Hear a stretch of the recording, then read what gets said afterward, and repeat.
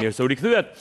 Vazhdojmë që ndrojmë bashkë në program, do diskutojmë sigurisht, jemi në suazën e festave, duke qenë se jemi në suazën e festave, do japim edhe disa piketa, propozime, mendime në fund të fundit. Po edhe ndjesi. Edhe ndjesi nuk diskutohet, po mendimi shkon në ndjesi ndonjëherë, apo ka dhe mendime pa ndjesi fare. Jo, po pse si ke parë këtu që bien dashuri që mendja thotë gjë tjetër, ndjesit thonë gjë tjetër. E drejt edhe kjo, e drejt. Do flasim pak për këtë përballjen midis festave tradicionale dhe festave moderne, ku e gjejmë veten më shumë. Unë për shembull e thash që në fillim, për mua me bizhama në shtëpi është super okej dhe ndiem shumë mirë. Po u veshe me bizhama që më përpara do i bie që edhe viti i ri, që do të vi do të gjej me bizhama çdo ditë. Të më gjej me bizhama nuk jam kundër. Okej. Pse jo, bizhamat janë të mira, janë komode dhe mund të jenë edhe me kështu me dizajne shumë të bukura, pse jo mund. Jam e bindur që ti ke ashtu.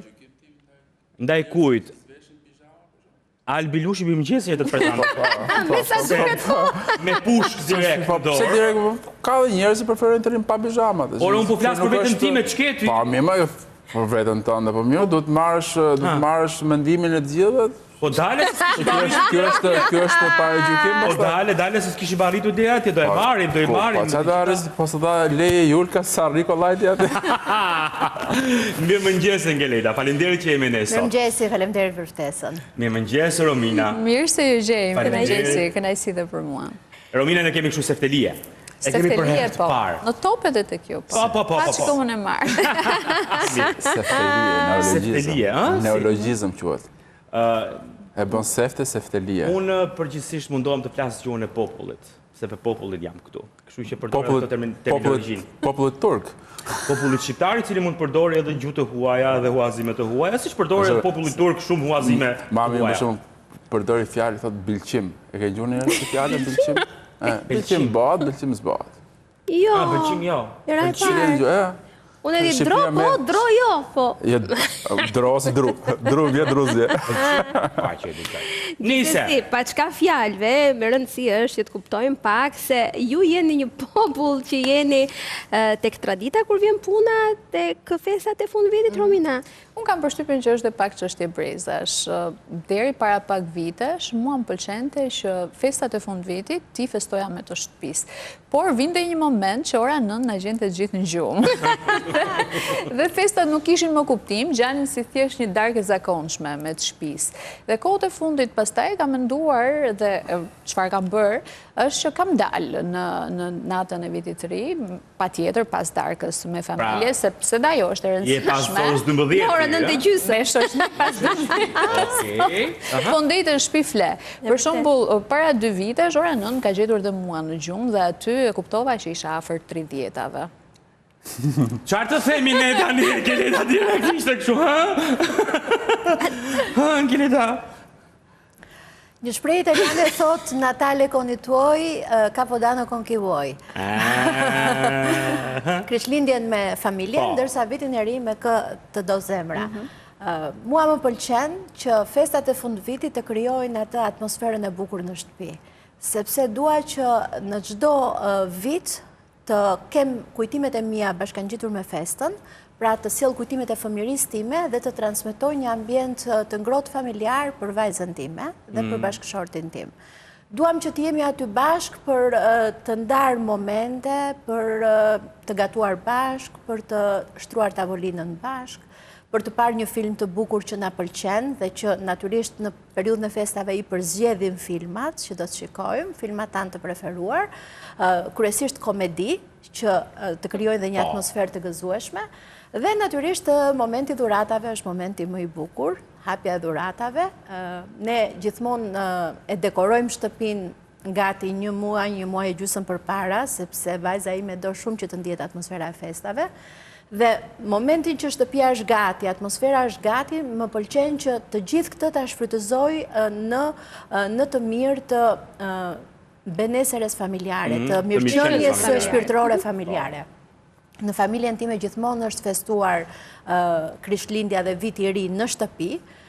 Përgjithsisht për Krishtlindje mblidhemi gjithmonë me prindrit e bashkëshortit tim, sepse ata janë katolike dhe Krishtlindjet i kanë shumë të shenjta, patjetër është festa e tyre dhe i festojmë më shumë se vitin e ri madje, ndërsa me familjen time vitin e ri, ku mblidhet vllai im me vajzën, prindrit e mi, gatuajmë të gjithë bashkë, kalojmë bukur besoj edhe natyrisht një pjesë e mbrëmjes kalon me batutat e së shkuarës, ku ne na duhej kohë që të përgatisnim zbukurimet, mezi prisnim që të hiqnim petët e byrekut edhe të baklavas për t'i ngrënë, gjyshja që na bërtiste gjithmonë, prisni, e lat byrekun qull, thoshte gjithmonë, dhe këto kujtime, këto momente dhe natyrisht programi i vitit të ri të dikurshëm që kishte gjithë shka brënda, humorin e vërtet, spektaklin. Ajo më ka lënë akoma atë ndjesin që të gjitha festat shijojnë kur ke brënda familjes dashuri, ke një ambient të ngrohtë, ke përkushtim ndaj festave dhe unë them që fest është ajo që ti mundohesh të japësh dhe të marrësh brënda familje, sepse dashuria e vërtet është aty brënda. Jam dakord. Të shohim pak edhe Albin, sepse u kuptua që nuk vesh pijama, pra i ka inat pijamat, një kjo, e para. Edhe po të festoj në shtëpi, ai është tipi që nuk vesh pijama. Zgjasin më emisione si i tha ke lehta të gjitha. Kemi gjëra pra për diskutuar, ç'keti? Kemi shumë. Mos u shqetëso. Jo, jam kurioz sepse po e nisim kështu të shohim pak secilin se si e feston, si e ka këmbvështrimin e vet në ndrimin e viteve. Tani ma thuaj ti si e sheh. Ju poetët edhe eksperimentoni ndonjë çik, bëni kështu gjëra të veçanta. Jo? Ja do ta shohim. Po më shojë, po. Shiko, unë mendoj që kjo qasja moderne apo tradicionale është për mua shumë pak e nevojshme ose rëndësishme kur bëhet fjalë për ndjesinë që t'jep viti i ri. Kur ne e mbrojmë nga fëmijëria, me zorë prisim viti i ri se kush çfarë do bëj. Kupton thjesht i bëhet ai ndryshimi i numrit të fundit dhe kaq në atë gjën, po mënyra se si ne e përjetojmë e kemi të ndryshme, për shembull. Dikur tani Albi më fal se të ndërpreva, viti i ri ka qenë e vetmja fest për shqiptarët që nuk ishte as fetare as politike. Dhe natyrisht festoi nga të gjithë, pra nuk ishte ndasi, prandaj të gjithë ne festonim njësoj. Unë kam arrit edhe kohën, domethënë se që familjarë, se mami im, për shembull, i fuste këto frutat poshtë krevatit, baklavan e linte diku atje si për rafte që mos arrinim dot. S'kishim shanse të ta kapnin. Domethënë, shiko, edhe kjo është ajo gjë e bukur sepse edhe ushqimi, sepse ka qenë një kohë që pjesa e ushqimit ka qenë e rëndësishme edhe ne duhet kuptojmë edhe këtë pjesë. Prandaj edhe shqiptarët, domethënë, kanë atë kujtimin e tradicionales kur bëhet fjalë për mbledhjen e njerëzve. Shiko, kjo ka qenë pjesa më e bukur. Unë nëse themi për traditë, unë jam për pjesën që edhe sepse nuk e bën ambienti vitin e ri. Nuk është ambienti ai që është kryesori kur bëhet fjalë për të ndier mirë në natën e ndrimit të viteve. Është prania e njerëzve të dashur, është ajo energjia që transmeton, ajo kupa që ngrihet gjithë një herë në fund ditës, gjeli ose ushqimet janë gjëra që pak a shumë në trashëgiminë tonë kanë të bëjnë me atë që duhet të jetë tavolina plot, që viti i ri na gjej me bollëk, ashtu siç mund gjej Albani për shkakun që do të rri me pijama. Është kjo zgjedhje. Gjithsesi unë mendoj që ky qefi që gjithë përmendim edhe atmosfera e bukur e festave është vetëm për fëmijët edhe për kryefamiljarin ndonjëherë, sepse nëna është ajo që fillon që në mëngjes në kuzhinë, fillon të gatuaj dhe në shtëpinë time për shkakun mami nuk e ka pas kurrë kënaqësi natën e vitit të ri, sepse është lodhet, patjetër që lodhet. fëmijët. Por edhe tani që jemi rritur në fëmijët, përsëri nuk është se ndihmojmë shumë me gatimin, sepse themi, na ka marrë malli për duart e mamit, dhe mami sërish përfundon duke gatuar, kështu që do të më pëlqente shumë që mos ta quanim këtë faktin e të festuarit jashtë si një prishje të traditës, por që të japim edhe pak më shumë vëmendje nënave, që atë ditë ta heqin atë përparsen që e kanë gjatë gjithë vitit, edhe të meritojnë atë vendin që vërtet e meritojnë në krye të tavolinës. Po vëre pra përparsen? Jo, ti qojmë jashtë, po thoja, në lokal. Pyetja retorike që më vjen tani që dëgjoj, domethënë është kjo që darka e ndërimit të viteve është e shenjtë. Po. Kush e bekon atë që gatuan? Gjithë ndriçimi i syve tek familjarët, lumturia dhe dashuria që të përshkon shtëpi. Po të përgjigjemi se ishte retorike. Kam përshtypjen që kur ti gatuan, me që jemi të gatimi, kur të konsumohet gatimi, besoj është vlerësimi më i madh që mund të marrë i personi i cili e ka gatuar, pra kur të thonë të lumshin duart, dhe zakonisht thuhet. Edhe për shefa që ti nuk i njeh, edhe për njerëzit që janë në familje që gatuajnë. Kështu që nëse e gatuan për një herë në vit për qef, po nëse je gjatë gjithë kohës në këto darkat. Gatuaj o bani, po të shtëpia jonë bëhet sherrë sa unë të tojnë gatuar. Po sepse e ke parasysh shtëpia ka një zonjë shtëpie. Dhe mami ka gjithë mënyrën e vetë se si shtrohet tavolina, se si bëhen gjërat. Po çfarë ndihmon ti më shumë? Mua më pëlqejnë shumë bashkë me babin, më pëlqejnë shumë blejmë këto turshite vogla, likeret, alkoholerat, kjo është pjesa jonë e preferuar. Edhe nuk është se fokusohemi shumë të pjesa e gatimit, se nëse unë do ndërry, mami do jetë atë do thotë nuk bëhet kështu, ikse bëj vetë, dil jashtë. Kështu që më mirë dil jashtë dhe festo. Për shumë një nga festat më të bukura që unë kam pasur për vitin e ri, ka qenë para 2 vitesh, në një lokal shumë të thjeshtë në Berat, pasorës 12, një lokal tallava improvizuar në Berat, po, një lloj klubi improvizuar, bashkë me gjithë kushërinjtë, edhe është realisht një nga kujtimet më të bukura që ne kemi me kushërinjtë, se duke qenë se gjithë jetojmë jashtë, edhe në Shqipëri, në vendet ndryshme, jemi larg dhe shihemi shumë rrallë dhe janë fiks festat që na mbledhin. Po për ne nuk është më e rëndësishme që o mblodhëm në shtëpi apo mblodhëm jashtë. Për shembull atë natë në lokal ne kemi gëzirë dhe jemi kënaqur. Pse lidheni për dasma jo me gjithë kushërinjtë? Kush martohet sot? Apo s'martohet asnjë sot? Ne kemi radhën presin nga ne. Po çpret. Ngjelet si është ti këtë pjesën? E rëndësishme nuk ka fare rëndësi me kë kalon me vendi ku ti e kalon, po më shumë ka rëndësi me kë je. Se ndonjëherë dhe vendi dhe atmosfera që krijohet mund të ndikojë shumë. Të ndikon jashtëzakonisht shumë për atë natyrën festive, elementet festive. Ndonjëherë është bukur të dalësh, po ambienti s'është. Për të bërë një gjë ndryshe.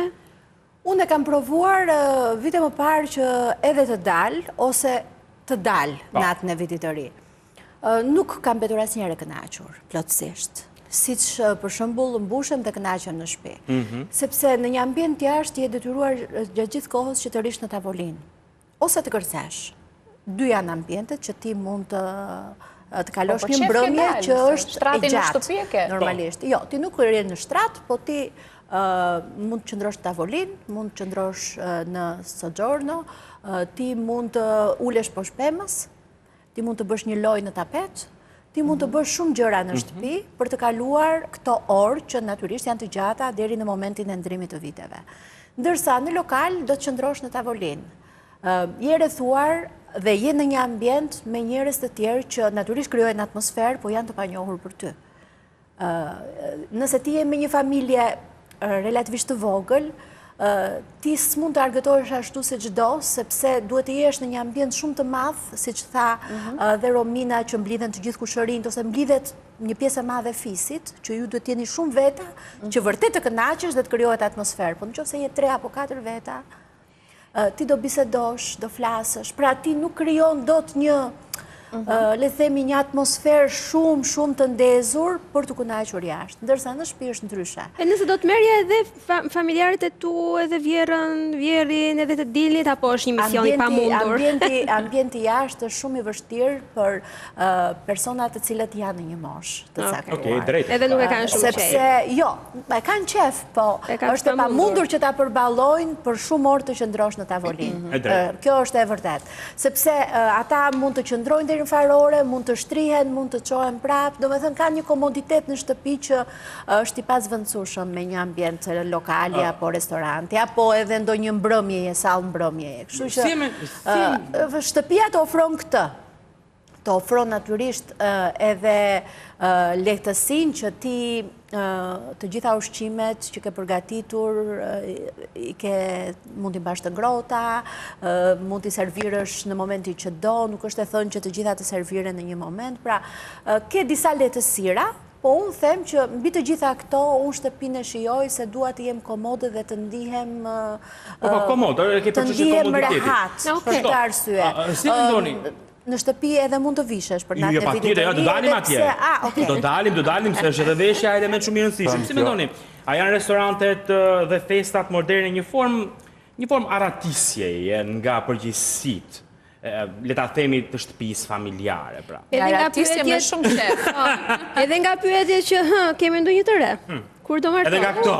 Po nëse i merë këshurin me vete, e ke prapë Por, kur janë mosha më të reja, që edhe vetë, kur je moshatar që edhe vetë kanë këto pyetje, nuk të bëhen aty kur i ke me vete.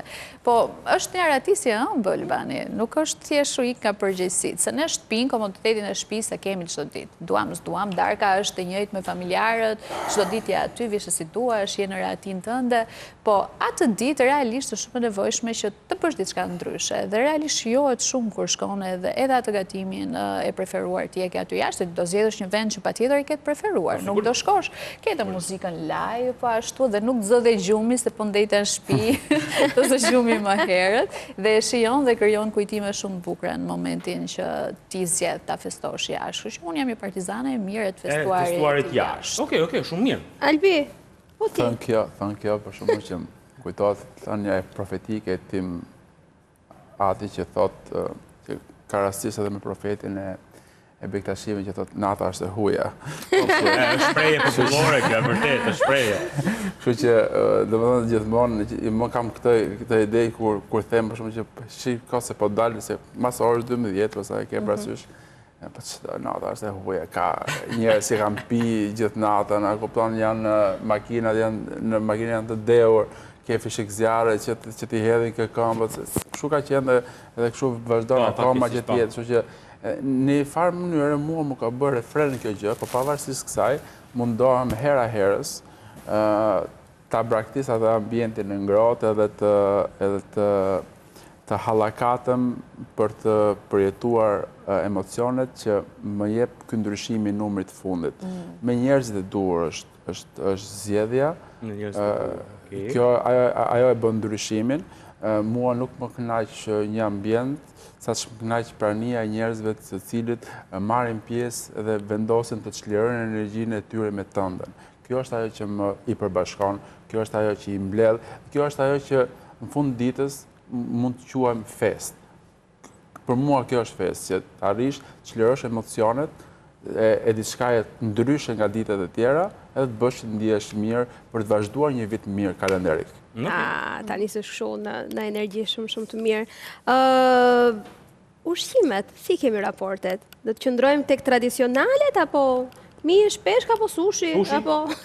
Çfarë do që t'ju pëlqejnë? Nuk është se keni ndonjë preferencë? Po, personalisht, për shembull, më pëlqejnë më shumë gatimet e peshkut, edhe i dua, i preferoj dhe natën e vitit të ri. Nuk është se jam shumë fan se e mishit, vetëm po t'jeti gatuar nga mami.